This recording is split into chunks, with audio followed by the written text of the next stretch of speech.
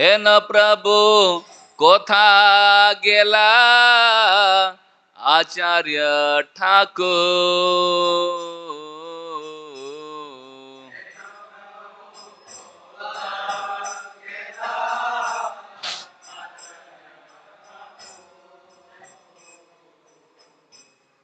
কাহা মোর স্বরূপ রূপ কাহা সনাতন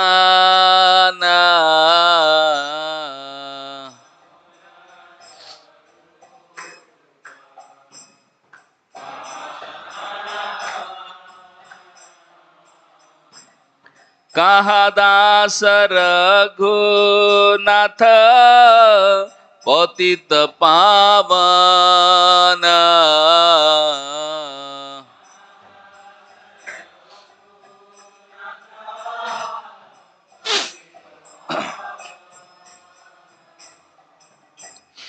কাহা মোর বট্ট যুগ কাহা কবিরাজ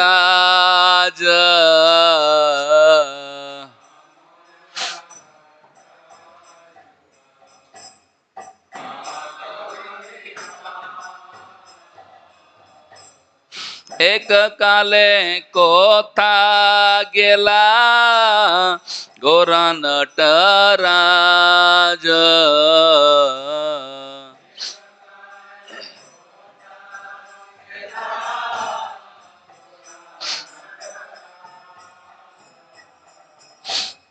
পাষাণে কুটিব মাথা আনলে পাশিব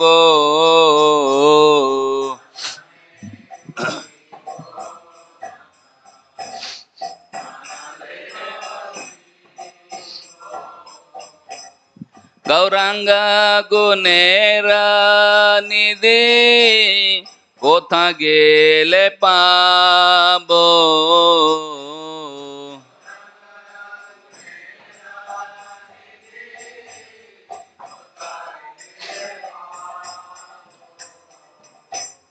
সে সব সঙ্গীর সঙ্গে যে কইল বিলাস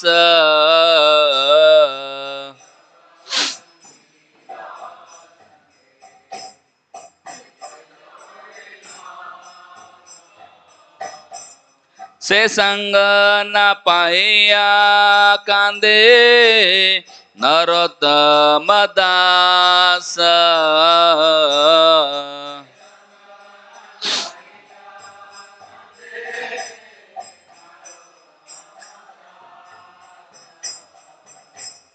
যে আনিল প্রেম ধন করুণা প্রচুর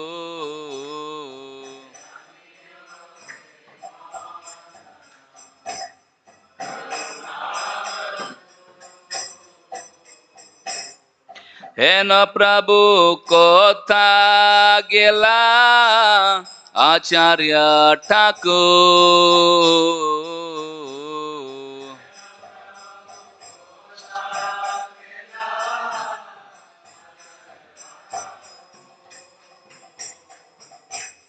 হরে কৃষ্ণ হরে কৃষ্ণ কৃষ্ণ কৃষ্ণ হরে হরে হরে রাম হরে Ram Ram Ram Hare Hare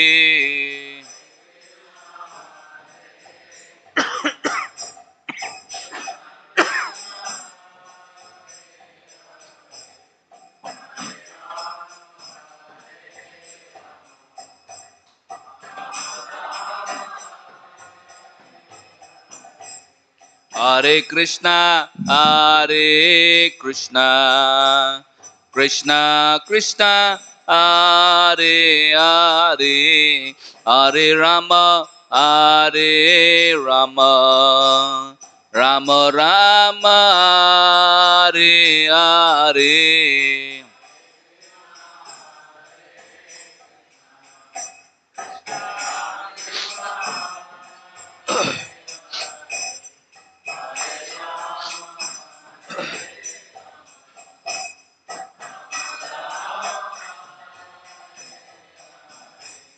Hare Krishna, Hare Krishna, Krishna Krishna, Hare Hare, Hare Rama, Hare Rama, Rama Rama, Hare Hare.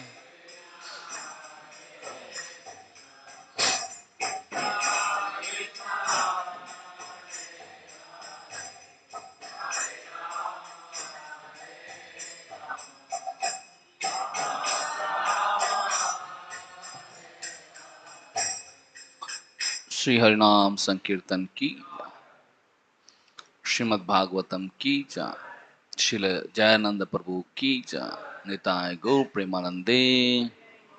All glories to assembled devotees, Hare Krishna. All glories to assembled devotees, Hare Krishna. All glories to assembled devotees, Hare Krishna. All glories to Shri Guru and Shri Gauranga. Om Namo Bhagavate Vasudevaya.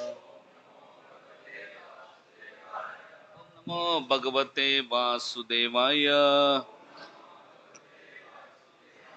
Om Namo Bhagavate Vasudevaya. Reading from Srimad Bhagvatam, Canto 10, Chapter 83, entitled Draupadi Meets the Queens of Krishna, text number 1. Shri Shuka Vacha Tathanugraya Bhagavan Gopinam Sa Gururgati Yudhishtiram Atha Prichat Sarvamscha Surdo Vyayam. Shri Sukha Vacha Tathanugraya Bhagavan Gopinam Sa Gururgati Yudhishtiram Atha Prichat Sarvamscha Surudo Avyayam. Shri Sukha Vacha Tathanugraya Bhagavan Gopinam Sa Gururgati Yudhishtiram Atha Prichat Sarvamscha Surudo Avyayam.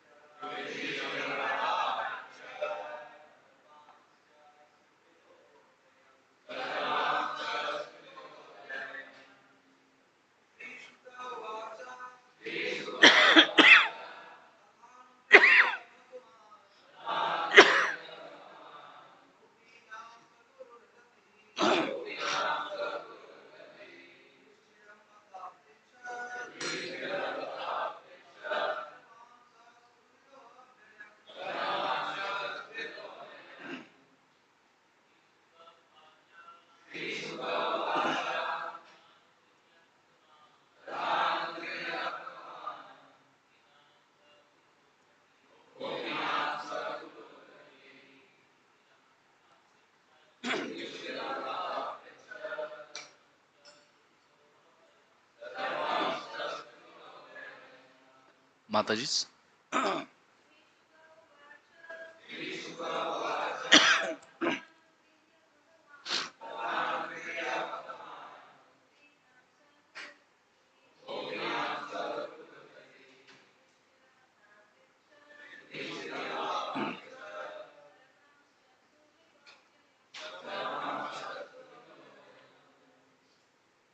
Word to word meaning. Shri Sukha Vacha. Sukadeva Goswami said, Tatha, in this way, Anugraya, showing favor, Bhagavan, the Supreme Lord, Gopinam, of the young cowherd women, Saha, He, Guru, their spiritual master, Gati and goal, Yudhishtiram from Yudhishthir. Atha, then, Aprichat, he inquired, Sarvan, all, Cha, and Surdo, his well wishing relatives, Avyayam, welfare. Translation and purport by disciples of His Divine Grace, A.C. Bhaktivedanta Swami Shil Prabhupada. Shil Prabhupada ki jai. Disciples of Shil Prabhupada ki jai. Translation. Sukdev Goswami said, thus Lord Krishna, the spiritual master of the gopis, and the very purpose of their life, showed them his mercy. He then met with Yudhishthir and all his other relatives and inquired from them about their welfare. Purport. The words Guru Gati have been translated here in their usual sense, the spiritual master and goal. Shri Vishwanath Chakravarti Thakur, however, points out an additional meaning. While Lord Krishna is the goal for all sadhus in general, for the gopis specifically, he is that goal which is Guru, predominant, in the sense of completely eclipsing the significance of all other possible goals. ज्ञानतिमिरन्दस्य ज्ञानाञ्जनशलाकया चक्षुरुन्मिलितमेन तस्मै श्रीगुरवे नमः श्रीचैतन्यमनोभीष्टं स्थापितं येन भूतले स्वयं रूप कदा मह्यं ददाति स्वपदान्तिकं वन्देऽहं श्रीगुरो श्रीयुतापदकमलं श्रीगुरून् वैष्णवांश श्रीरूपं साग्रजातां सहगण रघुनाथान्वितं तं सजीवं साद्वैतं सावधूतं परिजनसहितं कृष्णचैतन्यदेवं श्रीराधा कृष्णपदा सगण ललिता श्रीविशाखान्वितांश नमः ओं विष्णुपदाय कृष्णपृष्ठाय भूतले श्रीमते भक्तिवेदान्तस्वामिनिति नामिने नमस्ते सारस्वती देवे गौरवाणी प्रचारिणे निर्विशेष शून्यवादी पाश्चात्यदेशतारिणे नमो महावदन्याय कृष्ण प्रेम प्रदायते कृष्णाय कृष्ण चैतन्य नामिने गौर दुषे नमः हे कृष्णा करुणा सिंधु दीनबंधु जगतपते गोपेश गोपिका कांत राधा कांत नमस्ते तप्त कांचन गौरांगी राधे वृंदावनेश्वरी वृषभानुसुते देवी प्रणमामि हरिप्रिये नीलाचल निवासाय नित्याय परमात्मने बलभद्र सुभद्राभ्यां जगन्नाथाय ते नमः वाञ्छाकल्पतरुभ्यस्य कृपा सिन्धुभ्येव च पतिता नेभ्यो वैष्णवेभ्यो नमो नमः जय श्री कृष्ण चैतन्य प्रभु नित्यानंद श्री अद्वैत गदाधर शिवासदि गौर भक्त वृंद हरे Krishna Krishna Krishna Hare Hare Hare Ram Ram Ram Hare Hare Hare Krishna Krishna Krishna Hare Hare Hare Ram Ram Ram Hare Hare Hare Krishna Krishna Krishna Hare Hare Hare Ram Ram Ram Hare Hare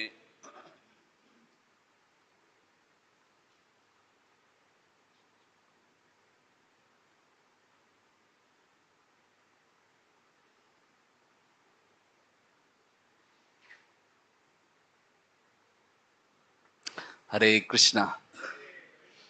Thank you everyone for joining for today's morning program as well as Srimad Bhagavatam class. I seek blessings of all assembled devotees so that I can speak something for my own purification.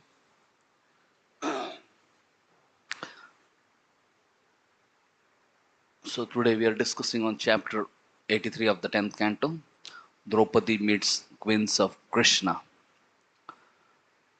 Prabhupada has given us some, uh, Prabhupada disciples have given a summary of the chapter before text 1. So I'll just read that summary before we can move ahead. This chapter relates a conversation between Draupadi and Lord Krishna's foremost queens, in which each of them describe how the Lord married her. Lord Sri Krishna returned from his meeting with the gopis and asking Yudhishthir and his other relatives whether they were all well. They replied, "My lord, anyone who has just once imbibed through his ears the honey of your pastimes can never know misfortune." Amazing, no? What a devotee's thing. It's wonderful, especially very inspiring to hear Bhagavatam class. Here it is said, "My lord, anyone who has just once imbibed through his ears the honey of your pastimes can never know misfortune." Then Draupadi inquired from Lord Krishna's wives how the Lord had come to marry them. When Rukmini spoke first, "Many kings headed by Jarasandha were intent on giving me in marriage to Shishupal. Thus, at my wedding, they all stood with bows in hand, ready to support Shishupal against any opponents. But Sri Krishna came and forcibly took me away as a lion takes his prey from amidst goats and sheep." Queen Satyabhama said, "When my uncle Prasen was killed, my father Satrajit falsely accused Lord Krishna of murder. To clear his name, Krishna defeated Jamwan, recovered the Shamantaka jewel, and returned it to Satrajit. Repentant, my father presented the Lord with both the jewel and myself." Queen Jambavati said, "When Sri Krishna entered my father's cave in search of the Shamantak jewel, at first my father, Jambuan, did not understand who he was. So my father fought with him for 27 days and nights. Finally, Jambuan understood that Krishna was none other than Lord Ramchandra, his worshipable Lord. Thus he gave Krishna the Shamantak jewel along with me." Queen Kalindi said, "To obtain Krishna as my husband, I performed severe austerities. Then one day Lord Krishna came to me in the company of Arjun, and at that time the Lord agreed to marry me." Queen Mitravinda said, "Sri Krishna came to my Swamvar ceremony where he defeated all the opposing kings and took me away to his city of Dwarka." Queen Satya said, "My father stipulated that to win my hand, prospective suitors would have to subdue and tie up 7 powerful bulls. Accepting this challenge, Lord Krishna playfully subdued them, defeated all his rival suitors, and married me."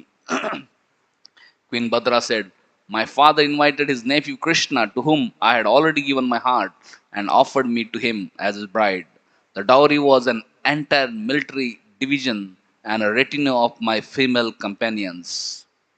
When Lakshmana said to Draupadi, "At my Swayamvar, as at yours, a fish target was fastened near the ceiling. But in my case, the fish was concealed on all sides, and only its reflection could be seen in a pot of water below. Several queens tried to hit the fish with an arrow but failed. Arjuna then made his attempt. He concentrated on the reflections of the fish in the water and took careful aim, but when he released his arrow, it only grazed the target. Then Sri Krishna fixed his arrow on the bow and shot it straight through the target, knocking it to the ground. I placed the victory necklace on Sri Krishna's neck, but the kings who had failed raised a violent protest. Lord Krishna valiantly fought them, cutting off the heads, arms, and legs of many and sending the rest fleeing for their lives. Then Lord Krishna took me to Dwarka for our lavish wedding. Rohini Devi, representing all the other queens, explained that they were daughters of the kings defeated by Bhaumasur. The demon had held them captive, but when Lord Krishna killed him, he had released them and married them all. Today's verse, everybody can repeat translation of today's verse. Sukdev Goswami said, "Thus Lord Krishna, the spiritual master of the gopis, and the very purpose of their life, showed them his mercy.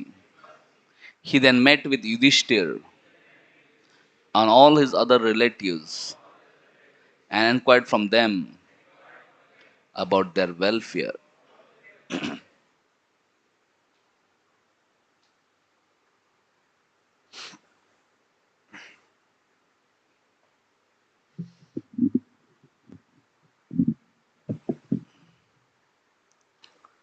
Srimad Bhagavatam is essence of all scriptures, essence of Vedas. Vedecha Sarvair Aham Eva Vedyo. Essence of Vedas is to know Krishna.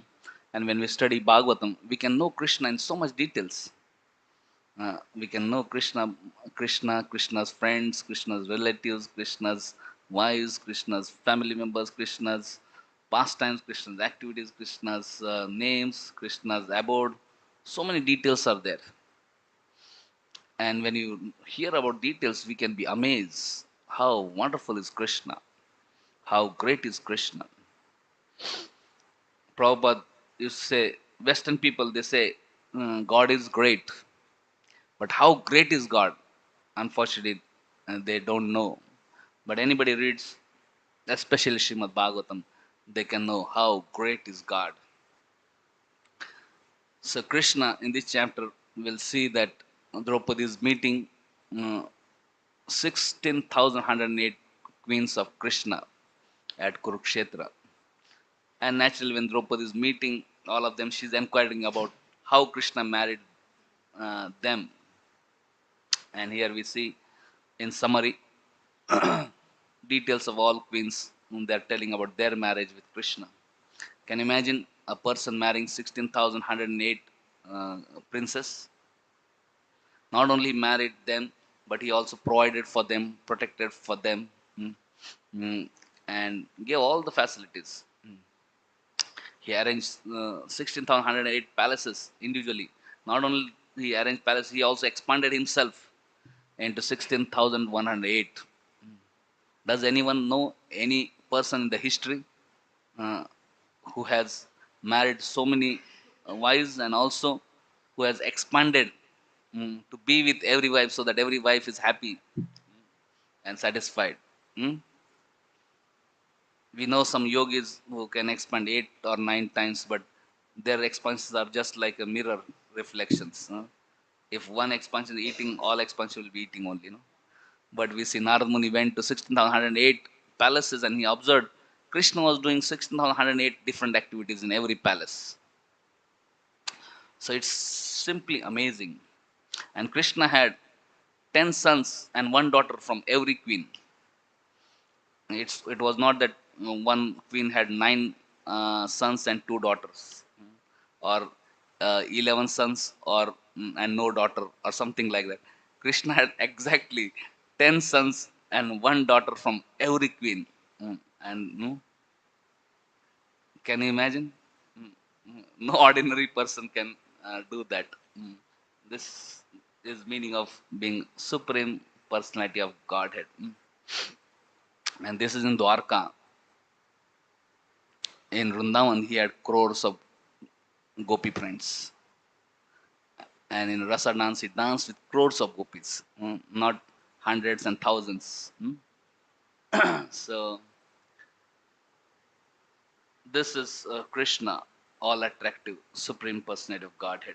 So, here it is said, the gopis, for gopis, Krishna was Gopinam sa Gurur Gati. So, there are two translations of this.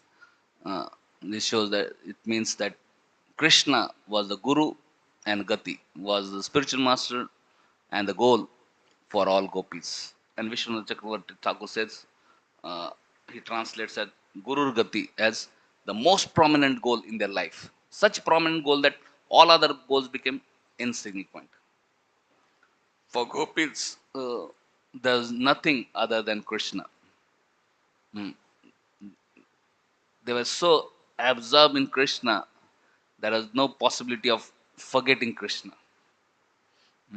Like ordinary conditioned souls struggle hard to remember Krishna. Even while chanting, it's a great struggle to remember Krishna. It's difficult to remember Krishna for conditioned souls. Similar for gopis, it's very difficult to forget Krishna. Like we struggle hard to remember Krishna, sometimes gopis struggle hard to forget Krishna, because they think it's just by thinking of Krishna, it's causing so much of, uh, we can't live with him, we can't live without him, and it's so difficult. Let's forget Krishna. And we are trying to forget Krishna. They're trying to meditate how to get Krishna out of their heart, but it's impossible for them. Mm, mm. So, For them, Krishna is the most prominent goal, and everything else is insignificant. That is the uh, level of their devotional service. Today is the disappearance day of Jain Prabhu, for whom Prabhupada was the most prominent goal in his life, and everything else was insignificant for him. So, as Prabhupada instructed when he departed on 1st May 1977, Prabhupada commented that he went back home, back to Godhead, and he told that we should celebrate his disappearance day as we celebrate disappearance of any other acharyas. Also, he mentioned that whenever we do Rath Yatras all over the world, we should have his picture on the chariot. So, Janapur disappeared when Prabhupada was still on this planet. Uh, so, today being his disappearance day, we'll read and speak something about his life. So, we see Srila Prabhupada left India, Calcutta. Jai Shri Shri Nitai Gauranga ki jai. Srila Prabhupada ki jai. Srila Prabhupada left India, specifically Calcutta, on 13th August 1965. And then he struggled very hard mm, when he reached America, mm, especially struggled very hard in New York to establish first center. And in 1966, Srila Prabhupada established a first ISKCON temple mm, in New York. And he had few devotees taking interest, and then Prabhupada initiated few of them mm, in New York, and one of them, Mukunda, he due to his job or something, he had to leave New York and he went to San Francisco. And Prabhupada said, if you're going there, try to establish center of ISKCON there. And then when he established a small center, then he invited Prabhupada to San Francisco. So from New York, which is on East Coast, mm, Prabhupada flew first time in his life to San Francisco, West Coast, uh, in January of 1967. So when Prabhupada was arriving in San Francisco, Mukund, Prabhu, and other devotees, they had advertised that Swami is coming, and two daily newspaper uh, gave advertisement of Swami is coming, and also mentioned that how he's going to give some talks. Mm. So Jan Prabhu, that time his name Jim Gohar. He was a he had done his engineering, industrial engineering, but somehow he did not very much like, and he did not fit in the educated class of people or upper class of people in America. And he was a kind of different person, and he was very introspective, and somehow he was feeling very empty in his heart, and he was not at all happy with the world and life in general. So when he read this article about Swamiji from India coming to San Francisco, he was very attracted. Mm. He says a ray of hope came in my life, and then he went to meet Swamiji in his first visit to San Francisco. Uh, Vishak Prabhu, who has written a book on Jan, he writes that when Prabhupada came to San Francisco, most of the people were hippies. When Prabhupada was giving talk, most of the people were hippies, and when Jayanpu came, he was the only extremely gentlemanly person who was having short hairs, clean shaved, clean properly, proper iron clothes, as a gentlemanly person. And when he came and he sat in the lectures of Prabhupada, he was spontaneously attracted Prabhupada. And then every day he was coming to hear Prabhupada lectures. And then later on, a temple was established in San Francisco. Prabhupada initiated him, and Prabhupada also made him the temple president there, mm, and gave him the responsibility of managing and running that temple. Among his followers, there it was only he who was having some income. He was though he was engineer, he was not doing a job of engineer, but he was just driving a taxi. But he used to drive taxi, and whatever Lakshmi used to come with that, uh, ISKCON temple used to run. Daytime he would do drive, evening time he would do evening program, then all temple services, and then take rest again, get up early morning, do morning program and everything. So, and when Prabhupada wanted to print books, whatever savings he had, mm, those days $5,000 or something like that, he gave to Prabhupada. Mm. So he was very, very dedicated and surrendered to Prabhupada. Mm. Prabhupada writes in the, I think, introduction, preface or introduction of Nectar of Devotion. We thank Sriman Jayanand Das Brahmachari for his generous donation for publishing this book. So we see that Jayanand Prabhu brought many, many devotees in Krishna consciousness. Hmm? Here is, I'm just reading from one article about Jayanand Prabhu. Uh,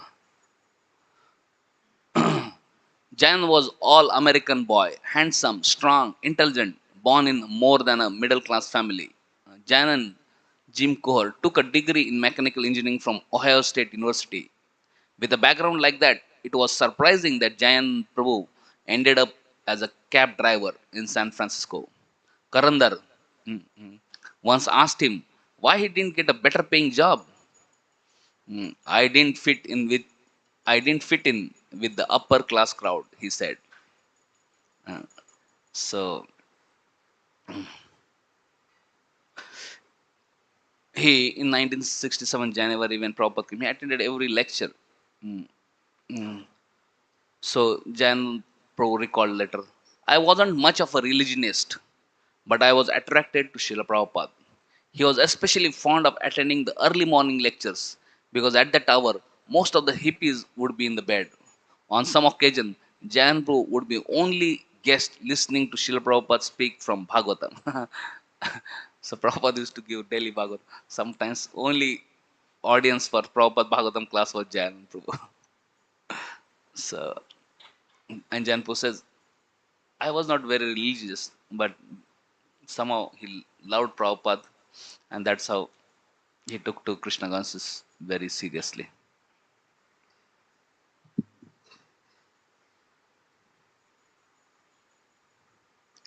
Srila Prabhupada was always fond of Jayananda, and sometimes he would invite his budding disciple to take prasad with him in his room. Srila Prabhupada would cook prasad and serve me, Jayananda recalled. He didn't say anything, he just kept feeding me, and I kept eating. Jan soon donated his life savings, $5,000, to Srila Prabhupada to help his Divine Grace print his books. As more and more devotees joined ISKCON in the Bay Area, Jayanpu continued to work as a cab driver and support the temple by contributing all of his earnings. So, even after joining temple full time, he was still doing cab driving because that was the only source of income for managing the temple. Chandan Acharya Prabhu remarked, remembers the special feature of Jayananda Prabhu. Mm. He was completely enamored by Krishna consciousness. Even when he had to go out on the incense runs all by himself, he would rise every morning before 4, have a little Mangalarti, chant all his rounds, read, and cook prasad. He never deviated. He loved it. He was completely happy as long as he was practicing Krishna consciousness. So in initial days of Krishna consciousness, devotees had to do different kinds of services. Sometimes they had to sell the incense just so that they can earn money, to maintain temple. So here it is said, even when he had to go that, he would get up early, do entire morning program, Mangalarti, Narsan, Tulsi, chant all the 16 round, read, mm, and then cook prasad, offered boga, take prasad, and then go out. So, uh, and he loved to do this. Mm. He loved to cook prasad, offer, distribute, and eat prasad in a big way. He would always take prasad with him and distribute it. Uh, so, whether he was making a bhoga run, buying bulk foods from the market, or taking a chanting party downtown, he would even say prasadam in such a way that made you immediately want to take some. Mm.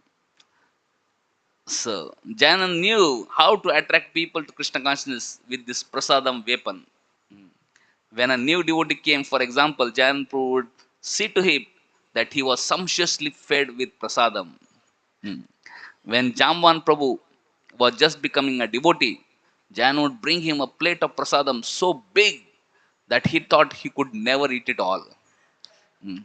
When he finally did finish the plate, Jan immediately put another identical big plate before him. I can't eat this, said Jambavan. Srila Prabhupada said, we should eat till we waddle like a duck, said Janan.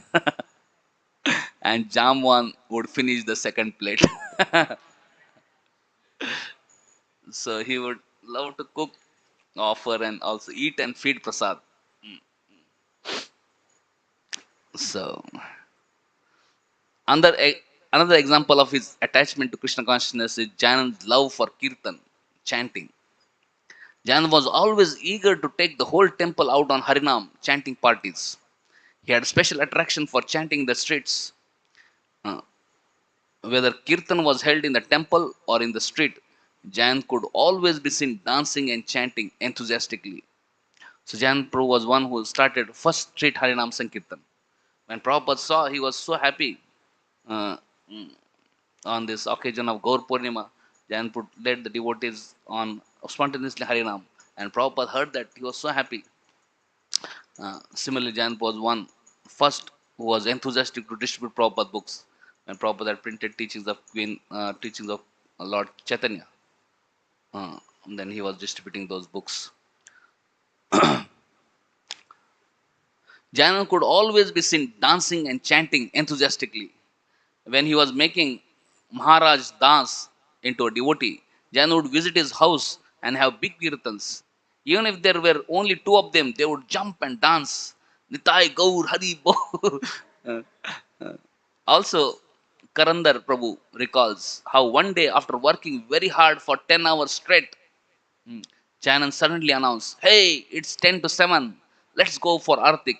So, whole day they were doing seva, evening time, just 10 minutes before 7 o'clock, evening Arti, So, he said, "Let's go for Arti." Everyone else was so tired that Artik was the last thing on their minds. But Jan quickly jumped into the shower and then bounced down to the temple room for Artik. So, he loved chanting and dancing. Of all the process of Krishna consciousness, Jan was most attached to preaching, whether it was during Sunday feast, while making incense runs, or while building Rath Yatra carts. Jananda was always trying to find some person with whom he could share his ecstasy in Krishna consciousness. His preaching was very simple and easy to listen to. We just have to keep chanting and have faith in holy name. He will always talk about this chanting. Mm. Srila Prabhupada is so kind to give us such a simple process. So we should take this to this process of chanting. So he had great faith in Prabhupada and great faith in chanting. Karandar remembers how Jan preached to him on his first day in the temple. As they worked together preparing a little garden for Srila Prabhupada at the old Los Angeles temple, Jan said, "You know, sometimes things don't always go just right in Krishna consciousness. That time you have to keep chanting." At that time, Karandar couldn't imagine how anything could go wrong in Krishna's service. Years later, however, as he found himself still remembering those words, Karandar could appreciate the real potency of what Jan Prabhu had said. So many things may come and go. Mm. Just have faith in the holy name. Mm. So Jan Prabhu had a great faith and taste for chanting Hare Krishna. Jan Prabhu's preaching was very attractive for the non-devotees. Chandan Acharya recalls seeing Jan engage in preaching late one night. It was 11:30 night and Jan Prabhu was fixing a broken down Sankirtan van. As he lay on his back working under the van, he was under the van trying to repair. He preached to two hippies who were standing nearby. All they could see of him was a pair of legs, but they stood by listening, completely absorbed as Jan Prabhu worked and preached. So in night 11:30, he's repairing his Sankirtan van, and his two people are standing nearby and hearing him. They were able to only see his feet, but he was so enthusiastic. Always, whatever he was doing, he was always preaching. As soon as he felt a person was ready, Jan would preach to him about chanting and about Srila Prabhupada. There were no protocols or strict etiquettes, just sincere and confidential glorification of Krishna. True to his character, Jan was often seen preaching to guests from his wheelchair, even during his last days in the world. Devotees who knew him could tell from a distance exactly what he was saying. You just have to have faith in the holy name. So he was to always preach about chanting. Janan Prabhu's humility. Humility was certainly Janan Prabhu's most prominent quality. He treated everyone as his superior, even new devotees. Maharaj Das remembers that Janan Prabhu was always asking his advice. Hey, Bhakt Mike, what do you think of this? Although his service was glorious, he never wanted any glory. He avoided praise like the plague. Devotees got to know that if they wanted to be around him, they had better not praise him. Otherwise, he would simply leave. Once he was with Danvir, someone came to Jan and began praising him. Janan just ignored it. Later, he turned to Danvir and said, "You know, if you have been around this moment a few years, people naturally offer you some respect. Mm. Not that his service or qualities were so great. He just was around a few years, was his humble thinking. If he ever spoke about himself at all, Jan would speak so humbly that Lochandas recalls, it was difficult not to think of yourself as being better than himself. Mm. So he used to speak so humbly that anybody would feel that he is better than him. Feeling himself unworthy, he would step aside so that others could lead kirtans, give classes, or do artik. And instead, he would be found fixing cars, cleaning toilets, washing dishes, or taking out the trash. So, Janpu was the first temple president of San Francisco. But later on, when he saw other devotees coming, like Tamal Krishna Maharaj and others, immediately he made them temple president and he was serving under them. Earlier, Jan Prabhu was the first person who was going out for book distribution, Harinam, and later on when Tamal Krishna Maharaj came with the idea of bus party, he volunteered to be a bus driver uh, and he was serving under Tamal Krishna Maharaj. So he was always very, very genuinely humble and always encouraging others. Once a new boy came to visit the San Francisco temple, he wanted to help. So Keshav Prabhu sent him to a thrash area where Jan Prabhu was preparing the weekly thrash run. Jan told the boy, I am the garbage man around here. For years I have been watching garbage men carry out trash, and now Krishna is giving me a chance to do this for him. The boy not only helped load the trash, but accompanied Jan to the garbage dump. Later, that boy became a devotee, and he recalled thinking, if the garbage man at this temple can be so blissful, just imagine what the rest of the devotees are like. So Janpu was so humble, he used to do any service and used to do so humbly and joyfully that it used to affect others. And whatever service he would do, he would always preach. And just by doing his services, he has made so many devotees.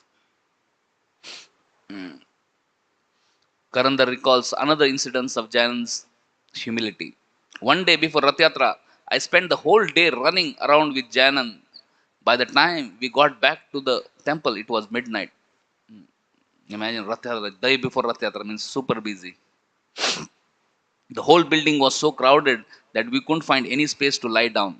Finally, we found a room in one little storage closet. I was so tired that all I could do was throw my sleeping bag on the floor and lie down. Then I saw Janan walking out of the room. I asked him, "Where are you going?" He said he would be right back, but I kept pressing him, and finally he explained that he had some rounds of japa chanting to finish up. He didn't want to keep me awake by chanting in our room, nor did he want me to feel bad because he was going out to do something else. He just wanted to slip away to some corner and fulfill his vow. I remember saying, sometimes it's not possible to finish all one's round because there is so much of work to do. That's okay. I am not that. I am not too tired. Janand replied. I am amazed not only by his consideration for me, but by his full submission to Srila Prabhupada. Although perfectly qualified, Janpo was reluctant to take a post as a temple president or sannyasi. It was not that he wouldn't or couldn't do it. He could do whatever was asked of him. He was happiest just to be working under someone. In this way, he was the backbone of Bay Area's ISKCON temple for years. Through frequently changing administration, he would always faithfully serve the acting temple president. Though there was changing many temple presidents, he always faithfully served the acting temple president. He was very special, and yet no one paid any special attention to him. That was just the way he liked things.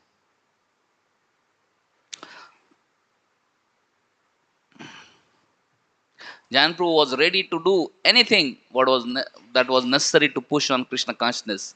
He was expert at everything: cooking, preaching, deity worship, public relations, sankirtan, selling incense, construction, and everything else it takes to run a temple. He was a tireless worker. He would be the first one up in the Mangalarti and the last one to sleep at night. It was Janan Prabhu who was always running out to get the flowers. Janpu who was washing the dishes and making sure the kitchen was clean. Janpu was one who was always running around, encouraging others to go out and preach and setting the example himself. Whatever assignment he was given, he would always get done, even if he had to suffer personally for it. No matter how hard he was working, he would never stop for a nap during the day. He seemed to be inexhaustible. Can you imagine? Getting early, sleeping late night, and not taking nap in the day also. Jamwan Prabhu remembers that many times the San Francisco devotees would go out to Berkeley to distribute the leftover prasad after Sunday feast. First, Jan Prabhu would be in the kitchen cleaning. Then someone would say, "Hey, how about this leftover prasadam?" Jan would say, "Okay, first let's get this kitchen clean." He would organize the cleanup crew and then work twice as hard as anybody. Then he would transport the prasadam, load it and the devotees into the van, drive the van to Berkeley, organize the distribution of prasad, and lead the kirtan while we are distributing prasadam. So he was always enthusiastic to do all services. In later years, when he was with Radha Damodar traveling Sankirtan party, Janpur would help manage and sustain the traveling bus program and simultaneously do all day Sankirtan day in and day out, side by side with brahmacharis, scarcely half his age. In spite of his advanced position and seniority, he never asked for any special treatment. Leading devotees would often describe him as the most advanced devotee in the moment. So all leaders in the society, ISKCON society, actually many leaders came in Krishna Consciousness by his preaching, like His Holiness Jayapataka Swami Maharaj, Danvir Maharaj. Here we are hearing uh,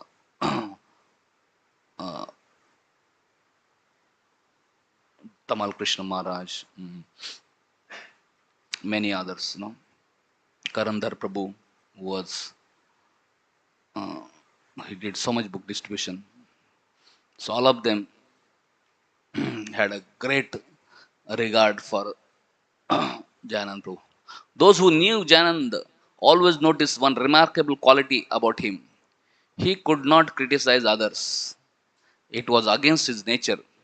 Even if a devotee did something which warranted criticism, Jan would usually say nothing, or else something that made the mistake appear to be perfectly understandable. No matter who was giving class or leading kirtan, he would always appreciate it. He never spoke harsh words or chastised anybody. If one devotee was criticizing another within earshot of Jan would simply leave that place. Rather than criticize others, Jan would contribute nothing less than a positive Krishna conscious energy to any situation. Sometimes devotees would bring up their expansive aspiration for spreading Krishna consciousness. Jan would always encourage their ideas, however extraordinary. At the same time, he was not a fool. He could always pick the right man to do a particular duty. Because he knew how to encourage people, the temple leaders would always assign new men to work with Jayanand. He saw no distinction between a new devotee and old devotee. Both were his superiors. He could quickly give a new man a sense of identity and a feeling that he belonged in Krishna consciousness. A true Vaishnava, he was expert at fanning any little spark of Krishna consciousness into big fire. Few will dispute the claim that Janan made more devotees and helped more pull through than anyone else in the movement. So he made maximum number of devotees during Prabhupada times. Mm. Here he is saying that nobody will dispute about this fact that Jayanand Prabhu made maximum number of devotees during Prabhupada times. Like the six Goswamis, Jayanand was dear both to the gentle and the ruffians. He was as much at home with the Italians at the produce market as with the brahmacharis in temple. He would make friends on the street Sankirtan, and they would often come up to him and say, "Hey, where have you been?" Once a devotee was approached by a staggering drunk in San Francisco. The drunk looked at his robes and asked the devotee, "Hey, where is my old friend Jayanand?" Many devotees, including Danvir and Chandan Acharya, had the experience of taking over Jayanand's old territory on incense selling runs or boga runs. When Jayanpu shifted to other service, Danvir, I think Danvir Maharaj and Chandan Acharya, they got the area where they can do the same service in that area. So they would meet people who would say such thing as, "Where is Johnny Anand?" Or "That man, he's the nicest and the pure man I have ever met in my life." One man told Chandanacharya, "Well, I don't know much about your philosophy, but if that Jayananda is into it, it must be all right." So this drunk and all these people, they had so much appreciation for Jayananda. Just so this person saying, if Jayananda is in this Krishna consciousness, that means Krishna consciousness is perfect. Once near Rath Yatra cart worksite, Jayananda invited Keshav to step inside a bar and meet some friends of his. They walked inside bar. Immediately, some 25 faces looked up and smiled brightly. Someone said, "Oh, this must be your friend you are telling us about, the temple president." They presented two devotees with a sack full of vegetarian groceries which they had chipped in together to buy. So Janpu just took temple president to one bar, and 25 devotees immediately came forward, gave us all, they had collected all the groceries and all this thing for temple and just gave. Hmm. So Jan was so inspiring, would inspire everybody to engage in service. Among the devotees, Jan was like a big brother, always compassionate and willing to listen to them. But devotees rarely burden him with their problems. "When you were around Janand," said Karandar, "you had no problems." Jan was so Krishna conscious. You just go near him, all your problems will go away. The devotees loved Jayanand and talked about him during long drives on the traveling Sankirtan. He was dear to them because he had a sense of humor. Too, Jaman recalls being awakened one night at midnight by Jayanand. "Wake up," said Jayanand. "I have got a benediction for you." He then pulled a big samosa into sleepy Jaman's mouth.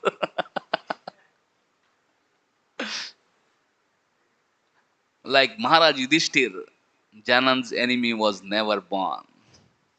Mm. Jan was very eager to serve everyone engaged in Krishna's service. He once wrote, "When I reflect on my consciousness, had I not had association with devotees and Srila Prabhupada, I shudder to imagine the nightmare I would be in.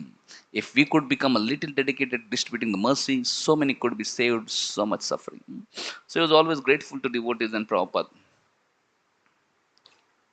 Because of his genuine compassion, Krishna gave Jayanand the unique ability to make people want to serve Krishna directly or indirectly.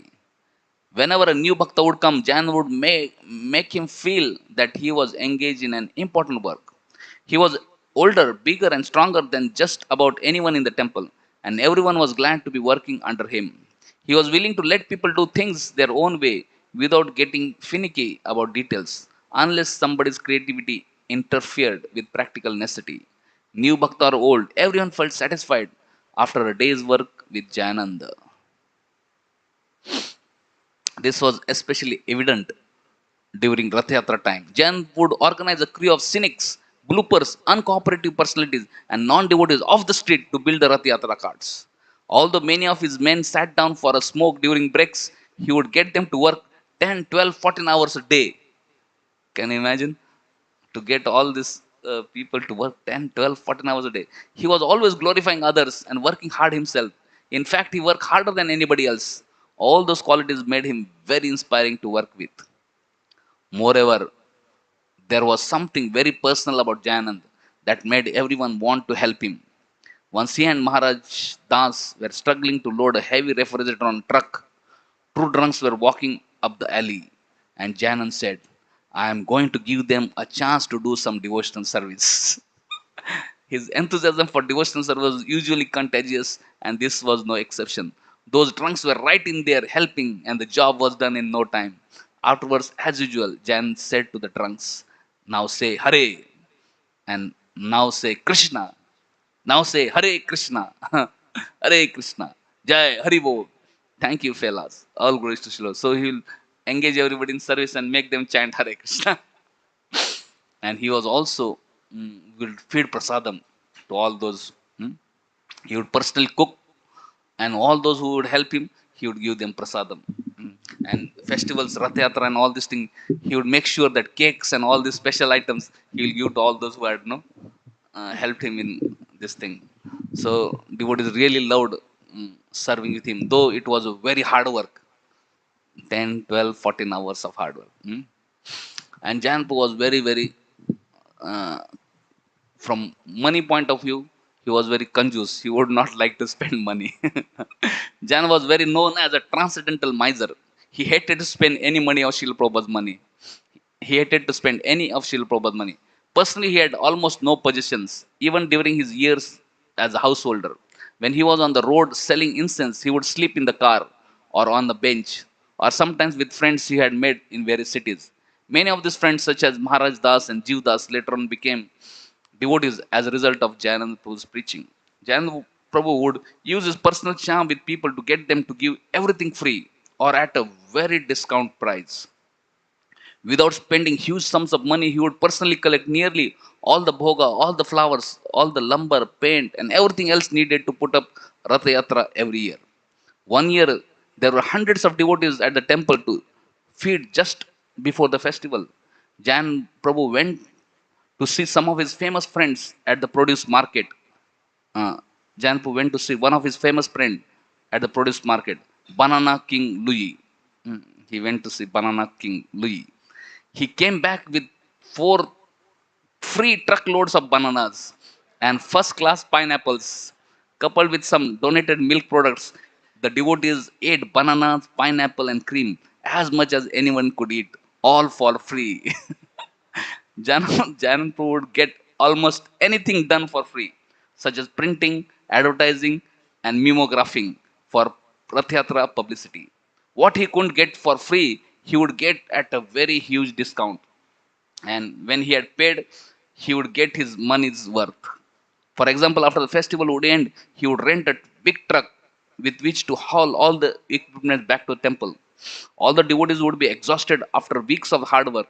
He would insist that everyone come out and help pack the things away, lest he have to keep the truck another day and pay another $50 rent. So he would not spend the money. He would try to save as much as possible. Although he was a senior devotee and could have had anything he wanted, he always dressed in old dhotis and work clothes, which he would buy for $1 per set at the Salvation Army store. Hmm? One time, when he went uh, to offer garland to Prabhupada, he said, "Prabhupada, please forgive me. His dress was little dirty." He said, "My dress is very dirty." Prabhupada said, "Your dress may be bird dirty, but your heart is pure."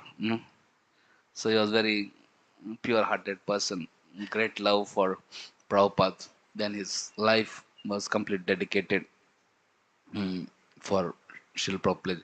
Janpa was the backbone of the Bay Area Rath Yatra for years, and his experience at each one are summarized in the 1977 Rath Yatra edition of Back to God magazine. Behind the scenes, Jan was doing everything in preparation for each festival. He would beg food, flowers, and funds, buy materials, and build the cards, advertise, arrange for permits, and organize the cooking and serving of prasadam. Although things always went right down to the wire, he would consistently succeed in fulfilling all his plans every year. After the festival, Jan Prabhu would personally bring a prasadam cake or pie to each and every person who had helped in some way or another. Because of his efforts, the devotees in Bay Area enjoy, to this day, an amazingly harmonious relationship with the city officials. They have that in Golden Gate Park, they have Rath Yatra, even till today. What he started till today, same place Rath Yatra is going on. During the weeks before the festival, Prabhu would sleep at the site where the Ratha cards were under construction. He would rise every day at 4 a.m. without fail, even if that meant he was getting only a little rest in night. To keep his crew enlivened, he would cook fantastic prasadam on a tiny gas stove at the site. The preparations were always carefully offered, and each was filled with so much bhakti that sometimes temple devotees would go sneak there to get some prasadam there. Jayanand regarded his final Rath Yatra, the 1976 Rath Yatra in New York, to be his most successful. Mm. Prabhupada wanted actually in Manhattan Street, Rath Yatra be done, and Jayanand fulfilled that desire of Prabhupada to have a grand Rath Yatra on New York Street. New York is the most important city in the world. In New York, the Manhattan Street is the most important street. And when Rath went mm, on that street, Prabhupada was so very happy. It came in newspaper, big headlines.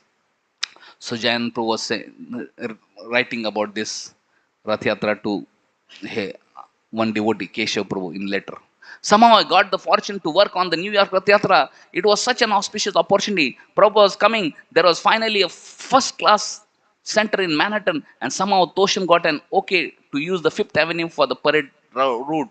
Jamvan was here, and we had a couple of other boys who worked very hard. I was praying that somehow we could just get the cards finished. Somehow, by Krishna's grace, it worked out. You wouldn't have believed some of the events. The night before the festival, Saturday, at about 5 or 6 p.m., we were raising Balram's dome, and it was at top when a huge gust of wind caught it and blew the whole thing over. The framework was all busted, the tubing twisted, etc. I didn't see how we could rectify the situation as there was so much to do on the other two cards. But two devotees who are expert builders vowed they would somehow get it back together. I had some extra pipes, etc., and they worked all night. And by Krishna's grace, all the three chariots were at 5th Avenue and 59th Street by 6:30 a.m. Sunday morning. There's no place like New York for Rath Yatra. The parade was tremendous, as was the scene in the park. Even when we pulled the carts back to the construction site, uh, people would come out of their apartments and bars and chant Hare Krishna. I guess that occasion was the perfection of my career in Krishna consciousness. There are few incidents, just 2 pages, and then conclude. So. Janan said of Srila Prabhupada, I knew him. So this is Janan Prabhu's relationship with Srila Prabhupada. Janan Prabhu said of Srila Prabhupada, I knew he didn't want to cheat me, so I wanted to work for him. In his dealing with Srila Prabhupada, Janan Prabhu kept his usual low profile. He was generally off working on some project. When Srila Prabhupada came to San Francisco, the relationship was Therefore, as Karandar describes it, one of the old friends are very economical. That is to say, Jan did not go in for long meetings with Srila Prabhupada, even when all other temple leaders were doing so. By way of reciprocation, Srila Prabhupada would invariably call for Jayanand when he arrived in the temple. Sometimes he would have to make repeated requests, and when Jayanand was finally located, he would resist, saying, "No, I can't go to see him. I am too dirty. I am too fallen." He would work after festivals and let others see Srila Prabhupada. The Jain's relationship with Prabhupada was always one of service. Service to Prabhupada was the core of Jain's life. Once Danvir asked him, "How does one make spiritual advancement in Krishna consciousness?" Jain answered, "I don't know. I am too busy working for Srila Prabhupada." Srila Prabhupada always appreciated Jain's sincere service. He wrote to Jain Prabhu in December 1975. "I was very happy to get your recent letter, and I am always thinking of you and praying to Krishna for your advancement in Krishna consciousness. Yes, I remember the old days in San Francisco. Krishna has been so kind upon me to have sent so many sincere disciples to help me push on this movement on behalf of my Guru Maharaj. You continue with your program there in San Francisco, always strictly keeping our principles, and Krishna will bless you with greater and greater realizations of the importance of this movement. I am dependent upon you, my old disciples, to carry it on. I hope this meets you well." Janpur's final meeting with Srila Prabhupada took place in New York City at 1976 Rath Yatra. When Srila Prabhupada arrived at the airport, Janpur drove the car to pick him up. Prabhupada was sitting in the back seat, and he asked, "Who's driving?"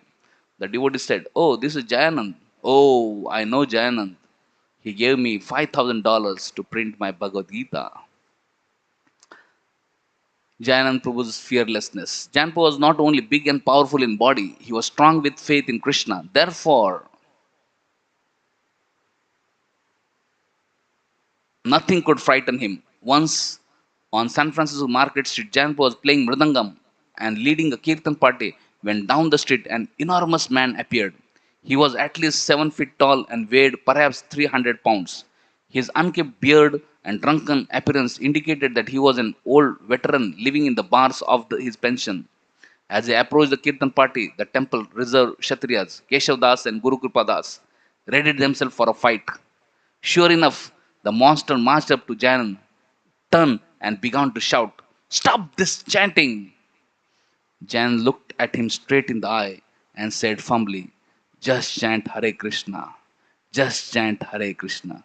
To everyone's amazement, the drunk simply turned and walked away with a scrape. Mm. The ultimate expression of Janpu's fearlessness came at the end of his life when he was diagnosed with leukemia cancer. Mm. He wrote from the hospital, "I was out of the hospital for a month going to the clinic, and now I'm back for a couple of weeks of intensive treatment. Actually, the whole thing was a real blessing as it made me realize that death is right at hand.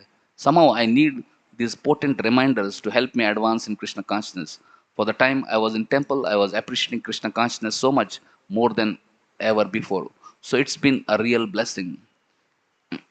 Even in his last few months in Los Angeles temple, Jan never succumbed to fear or self-pity. When his old friends would come to his room and see his withered form, ghostly appearance, they would find it hard to talk their way around his condition. What Jan communicated, on the other hand, was complete disinterest in the whole subject of his health. Instead, he was scheming how to put on Rath Yatra in Los Angeles. Sitting on lawn in his wheelchair, looking like death personified, Jan could not stop thinking and talking about Rath Yatra. Karandar remembers looking at him from his desk. Jan was there, the epitome of Krishna consciousness and fearlessness of death. Karandar thought it odd that he did not feel any great pity or remorse for Jan. Then he could understand that if Jan was so Krishna conscious, how could anyone look at him and not also be Krishna conscious? Jan pushed on the Los Angeles Rath Yatra until he was so weak that he could no longer pick up the phone and call old friends to ask for donations. Factually, he collected a large amount of Lakshmi and devised the various means by which the festival could take place. The festival managers will readily admit that without Jayanand's presence, the first Rath Yatra in Los Angeles would not have taken place in 1977. Thus, he proved that by engaging in devotion service, one transcends even the fear of death. Conclusion: that Jayanand Prabhu passed away while Srila Prabhu was still on the planet is not insignificant. In this way, Srila Prabhupada was able to confirm to all of us that everyone should follow the example of Jan. Certainly, those who knew Jan should take it up themselves to preach about his qualities of humility, eagerness to serve, equanimity, and devotion to Krishna and Prabhupada. We offer our humble obeisance to all such devotees who understand these qualities and try to share them. We offer our humble obeisances to His Divine Grace Srila Prabhupada and Sri Srimad Jayanand Prabhu, the exemplary teacher of devotional service in Krishna consciousness. So we see when he was in final days, when he was detected leukemia, he didn't want to take treatment. He was thinking why to spend money which is meant for Krishna's service. But finally, when you are forced to go to hospital by devotees, there also he preached so many nurses and doctors and made them devotees. And any devotee would go to see him thinking that let me give him some sympathy, let me little encourage him.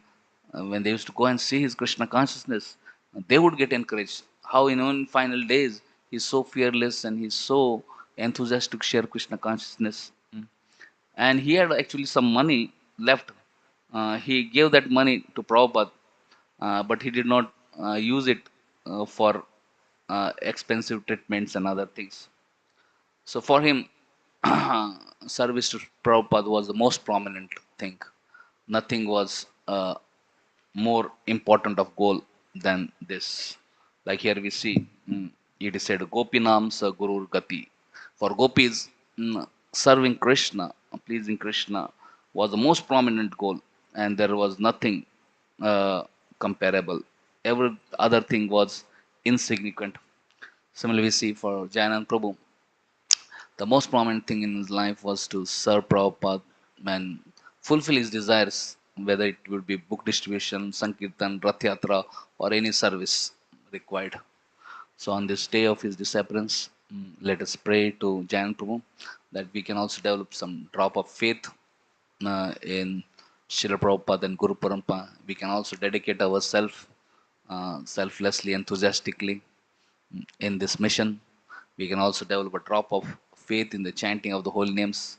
We can also get some enthusiasm for a morning program, for reading, hearing, and especially preaching this message.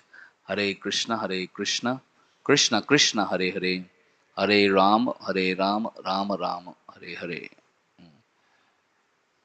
Srila Jayanand Prabhu ki ja, Srila Prabhupada ki ja.